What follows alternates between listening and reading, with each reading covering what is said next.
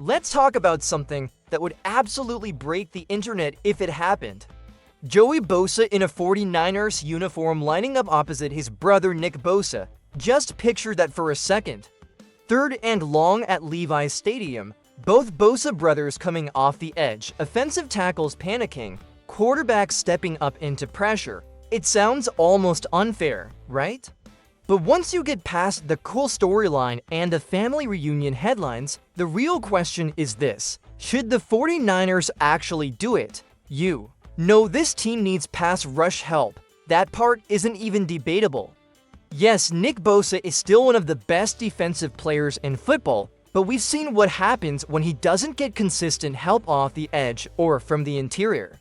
The defense becomes easier to scheme against. The quarterback can slide protection, the ball comes out quicker. And suddenly, that dominant front doesn't feel as overwhelming.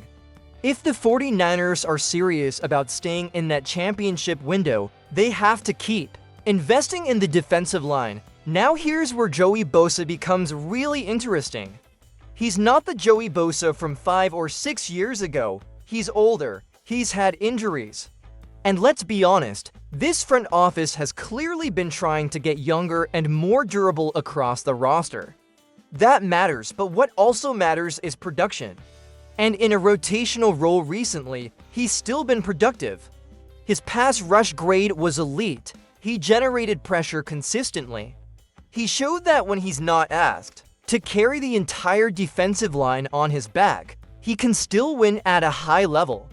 That's the key. You're not signing Joey Bosa to be the guy. You're signing him to complement the guy. There's a big difference. As a rotational pass rusher playing 40 to 50% of snaps, keeping him fresh, letting him pin his ears back in obvious passing situations, that's where he can still be dangerous. And if you're pairing him with Nick, who understands his game better than anyone, you're creating matchup problems every single week. But we can't ignore the injury history. That's the elephant in the room. He's had seasons where he missed significant time. And this team, as you know, has dealt with more than its fair share of injuries over the years. The last thing you want to do is bring in another player with durability concerns and then cross your fingers. That's not a strategy, that's a gamble. So this really comes down to the price tag. If Joey Bosa is looking to cash in like he's still in his prime, I'm out. If this becomes a reasonable, incentive-based deal where the 49ers protect themselves financially and you're paying for rotational production rather than all-pro expectations, then I'm warming up to it. 77 career sacks don't just happen by accident. That's high-level consistency over a long period of time. And even if he's no longer a double-digit sack lock, 5 to 8 sacks in a specialized role could be huge for this defense. And let me ask you this directly: if the price is right, would you sign Joey Bosa? I want a simple yes or no in the comments. And if you say yes, tell me what's the most you'd be comfortable paying him per year. Because this is where roster building gets real. It's not just about names, it's about value. Also, if you're fired up about offseason moves like this and you want daily 49ers coverage breaking down every rumor, every signing, every cap move, make sure you're subscribed right now. We're pushing toward 2,000 subscribers, and with free agency, the combine, and the draft all coming up, this is the time to lock in. Hit that like button too if you love to see the Bosa brothers terrorizing quarterbacks together. Now, adding a rotational pass rusher would be a major move. But if the 49ers are going to stay explosive and keep up in the NFC, they also have to think about adding firepower on the offensive side of the ball. And that brings us to a wide receiver option that might be flying under the radar, but could fit this offense perfectly. Now let's flip to the other side of the ball, because as much as we all love talking about pass rushers, this offense still needs another weapon.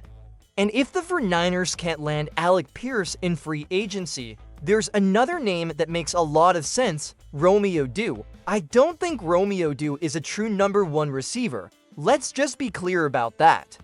But I also don't think the 49ers necessarily need a traditional alpha wideout if the room is structured correctly. What they need is youth, speed, route versatility, and someone who can win in space while still stretching the field vertically. Du checks a lot of those boxes. He's still just 25 years old.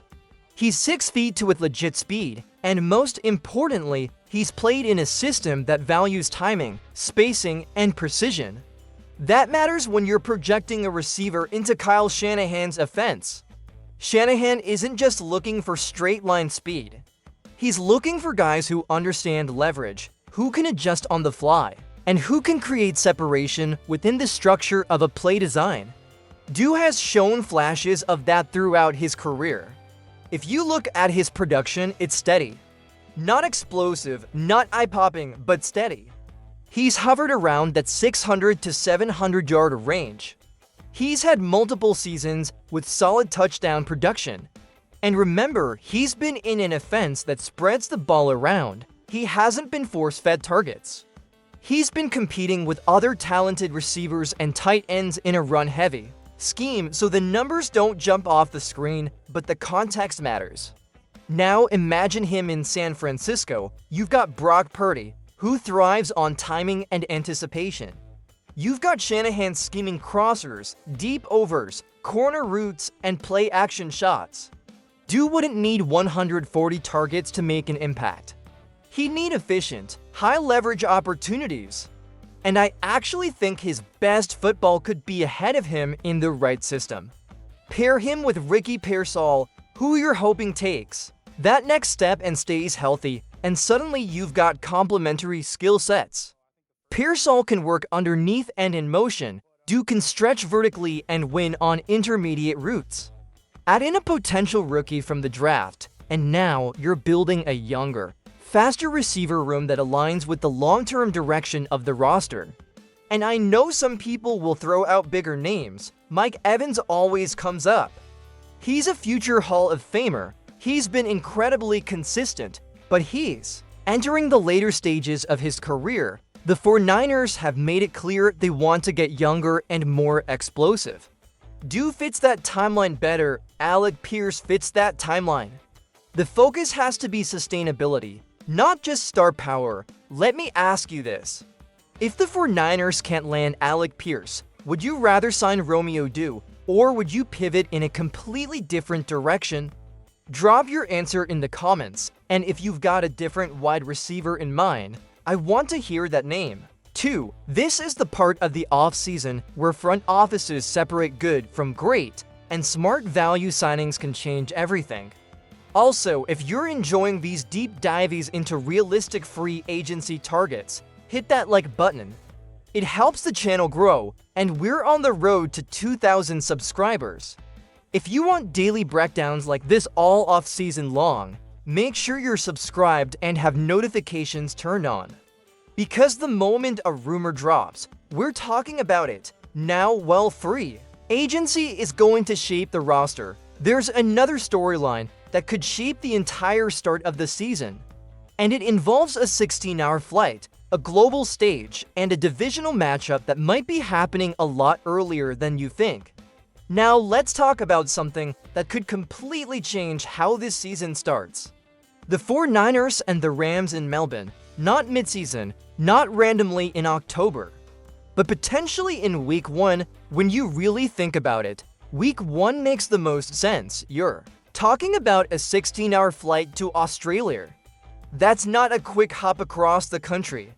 That's a full international travel adjustment with time zone changes that can mess with sleep, recovery, and preparation. Trying to squeeze that into the middle of the season without a bye week attached would be brutal. It would almost feel unfair. If this game happens in Week 1, though, it becomes manageable.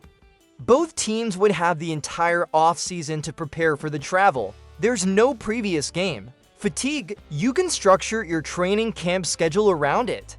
And if the league places the game on a Thursday or Friday to open the season, it gives both teams a bit of built-in recovery before Week 2. From a competitive standpoint, that's the cleanest solution. And let's be honest, this isn't just any matchup. This is a divisional game. This is the Rams. If you're going to send to teams halfway across the world, at least make it meaningful. A Week 1 divisional game on a global stage would be massive for the league and massive for the brand of the 49ers.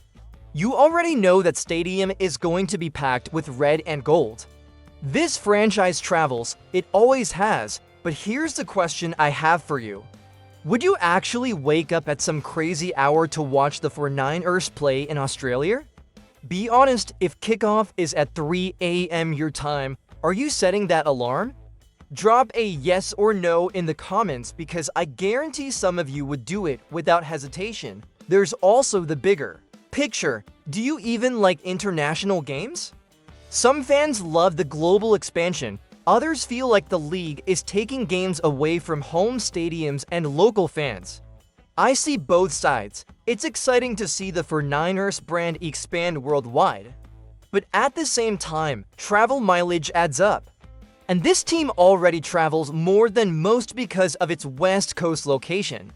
Which brings us to the part that really makes this season unique.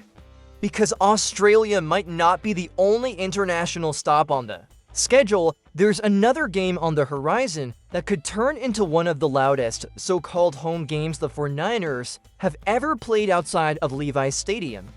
And that brings us to Mexico City, where the 49ers are expected to be the home team for another international showcase. So think about this for a second. A road game in Melbourne, a home game in Mexico City. Two massive international trips in the same season. That's not normal, that's historic level travel. When you add up the mileage, it's over 19,000 miles between those two trips alone. That's an enormous number. To put it into perspective, that kind of travel would rank among the highest total travel distances for teams across an entire season. And the 49ers already deal with heavy travel because they're based in Northern California. They routinely log more miles than most East Coast teams. So yes, from a competitive standpoint, it's fair to ask whether that's a disadvantage. But here's the other side of it. The 49ers are one of the most recognizable brands in the NFL. This isn't a random team being selected for global expansion. This is a franchise with decades of history, 5 Lombardi trophies, and one of the most passionate fan bases in the world. When they play in Mexico City, it's not going to feel like a neutral site game.